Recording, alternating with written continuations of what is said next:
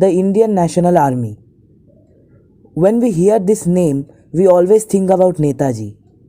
Many of us have the impression that Netaji formed it. Netaji led the army and launched the final struggle for India's independence. Netaji had also formed an army in Germany.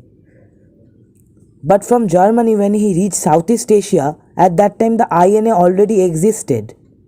The story of the formation of the INA is not well known. It is pretty clear that the Indian National Army was responsible for India's independence. Therefore, it is our duty to know properly the story of foundation of the INA. Today I will discuss about the formation of the INA in this video.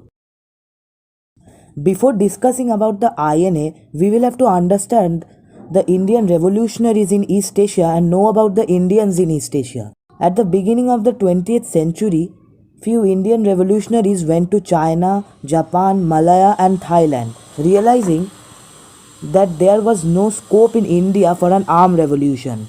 They shifted their sphere of work in these countries. Their intention was to oust the British from India with the help of these countries. The foremost of these revolutionaries was Rashbihari Bose. During the First World War, Rashbihari Bose led the Ghadar mutiny in India by subversion of the loyalty of the Indian troops in British Indian Army. The mutiny, however, failed because of two traitors, and Rashbihari Bose had to escape to Japan. In Japan, he had come across Pan-Asianist leaders and realized that India was to enter the movement. He soon became close to high-ranking Japanese officials and nationalists. Rashbihari Bose organized the Indians in East Asia, and he had established a civilian organization known as the Indian Independence League. There was one veteran revolutionary in Bangkok named Baba Amar Singh. He had been arrested during the First World War. In 1927, he was kept in Rangoon jail along with Subhash Chandra Bose. He underwent imprisonment for 22 years. After his release, he escaped to Thailand. He had grown too old, but he had a young and worthy companion named Gyani Pritam Singh, a Sikh missionary in Bangkok. Amar Singh and Pritam Singh had organized a secret organization known as the Independent League of India. Under the guidance of Amar Singh, Pritam Singh did considerable underground work before the outbreak of the war. He used to write letters which were secretly circulated among the Indian troops in the British Indian Army of Malaya and Burma. This was done for subversion of the loyalty of the Indian troops. This is evident that the organization was inspired by the tradition of the Ghadar party. Few Ghadar elements who had taken refuge in Bangkok had also joined this organization. The most prominent institution in Bangkok was the Thai Bharat Culture Lodge. It was opened by a great Indian scholar and philosopher named Swami Satyananda Puri. He was a disciple of Rabindranath Tagore and had connections with some revolutionaries in India. He was the first to hoist the Indian tricolour in Thailand. By a comparative study of Thai and Indian culture, he tried to cement the bond of friendship between Thai and the Indian people.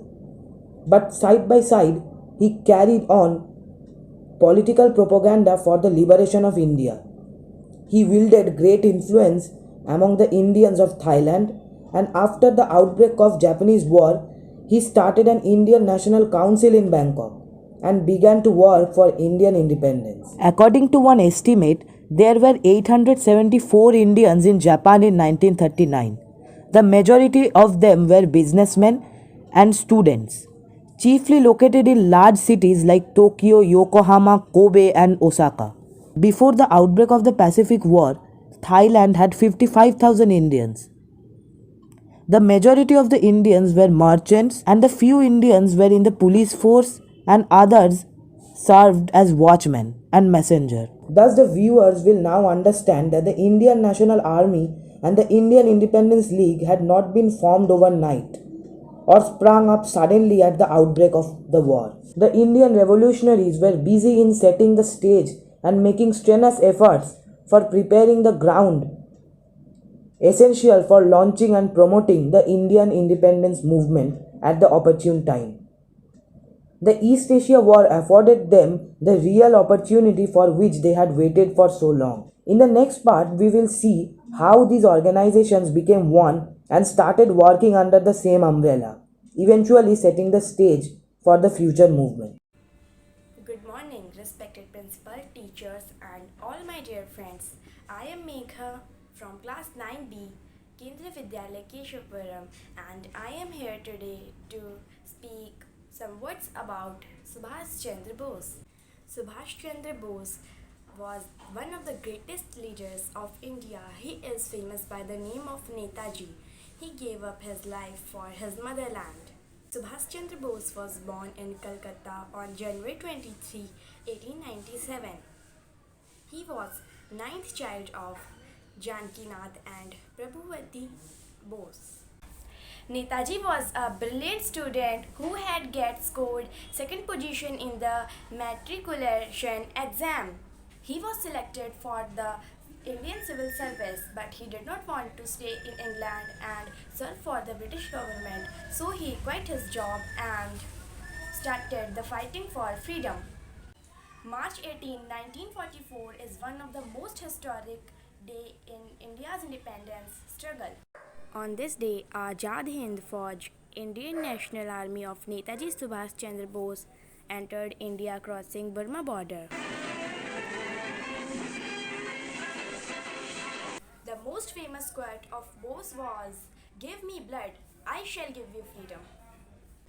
In this urge, the people of India joined Netaji in his fight against the British Raj. It is believed that he is died in a plane crash 18 August 1945. Thank you. जय हिंद, जय भारत। लड़े वो वीर जवानों की तरह, ठंडा खून खौले फौलादों की तरह, मरते मरते भी मार गए, तभी तो देश आज़ाद हुआ। सुप्रभात। मैं कशिश केंद्रीय विद्यालय केशवपुरम कक्षा 11वीं की छात्रा आज आप सभी के समक्ष हमारे महान देशभक्त नेताजी सुभाष चंद्र बोस, जिन्होंने आज़ाद हिंद फौज का निर्माण किया, उनके ऊपर एक कविता कहने जा रही हूँ जो कुछ इस प्रकार है। आज़ाद हिंद सेना ने जब नेताजी का पैगाम लिया, जय हिंद का नारा गूंज उठा, हाथों में तिरंगा थाम लिया। भूखे भी लड़े, प्यासे भी लड़े, और मौत से हम फिर भी न डरे, आगे ही आगे बढ़ते रहे, हटने का ना पीछे नाम लिया, जय हिंद का नारा। हिंदी आज़ादी जान गए, भाई भाई को पहचान गए, वतन के खातिर मरने को जब, वतन के खातिर मरने को जब, हमने खुदा का नाम लिया, जय हिंद का नारा, जय हिंद का नारा। वह लाख हमारे दुश्मन है, वह लाख हमारे दुश्मन है, पर इसकी हमें परवाह नहीं, नेताजी के सहारे से आज़ादी का दामन थाम लिया, नेताजी के मैखाने से आज़ादी का हमने जाम लिया, जय हिंद का नारा, जय हिंद का नारा। और अंत में मैं बस इतना ही कहना चाहूँगी कि अपनी आज़ादी को हम हरगिज़ मिटा सकते नहीं, सर कटा सकते हैं लेकिन सर झुका सकते नहीं, सर झुका सकते नहीं। धन्यवाद। नमस्कार दोस्तों, मेरा नाम दिव्या है। मैं कक्षा 12वीं आ द्वितीय पाली केंद्रीय विद्यालय केशवपुरम की छात्रा हूँ। आज मैं आप लोगों के समक्ष सुभाष चंद्र बोस पर कविता सुनाने जा रही हूँ। परमवीर निर्भीक निडर है सुभाष चंद्र बोस महान, पूजा होती जिनकी घर घर, भारत माँ के सच्चे सपूत। सन 1897 में नेताजी महान थे जन्मे, कटक उड़ीसा की धरती पर 23 जनवरी की शुभ बेला में। देशभक्तों के देशभक्त दूरंदेश थे अति सशक्त, जय हिंद का नारा देकर बोले, मैं दूंगा आज़ादी तुम देना रक्त। आज़ादी की लड़ी लड़ाई, आज़ाद हिंद फौज बनाई, तरुणाताई को दिशा दिखाई, अन्याय कभी ना सहना है, अपराध है ऐसा कुछ करना। नेताजी का यही कहना है। जय हिंद, धन्यवाद। नमस्कार, मेरा नाम साक्षी है। मैं कक्षा 12वीं और केंद्रीय विद्यालय की छात्रा हूँ। आज मैं आपको सुभाष चंद्र बोस जी पर एक कविता सुनाने जा रही हूँ जो गोपाल प्रसाद त्याग द्वारा लिखी गई है, जिसका शीर्षक है यह उसी वीर इतिहास पुरुष की अनुपम अमर कहानी है समय नदी की बाढ़ जिसमें सब बह जाया करते हैं, है समय बड़ा प्रबल तूफान पर्वत झुक जाया करते हैं। अक्सर दुनिया में लोग समय में चक्कर खाया करते हैं, लेकिन कुछ ऐसे होते हैं इतिहास बनाया करते हैं। यह उसी वीर इतिहास पुरुष की अनुपम अमर कहानी है जो रक्त कणों से लिखी गई जय हिंद जिसकी निशानी है। प्यारा सुभाष, नेता सुभाष, भारत भूखा उजियारा था, पैदा होते ही गणिकों ने जिसका भविष्य लिख डाला था। यह वीर चक्रवर्ती होगा या त्यागी होगा सन्यासी, जिसके गौरव को याद रखेंगे युग युग तक भारतवासी। सो वीर नौकरशाही ने पकड़ जेल में डाला था, जो क्रुद्ध केहरी कभी नहीं फंदे में टिकने वाला था।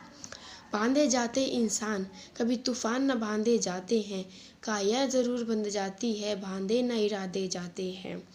वह दृढ़ प्रतिज्ञ सेनानी था जो मौका पाकर निकल गया, वह पारा था अंग्रेजों की मुट्ठी में आकर फिसल गया। जिस तरह धूर्त दुर्योधन से बचकर यदुनंदन आए थे, जिस तरह शिवाजी ने मुगलों के पहरेदार छकाए थे, बस उसी तरह यह तोड़ पिंजरा तोता सा भी दाग गया। जनवरी माह सन 41 मच गया शोर, वह भाग गया। वे कहाँ गए, वे कहाँ रहे, ये धूमिल अभी कहानी है। हमने तो उनकी नई कथा आज़ाद फौज से जानी है, हमने तो उनकी नई कथा आज़ाद फौज से जानी है। धन्यवाद।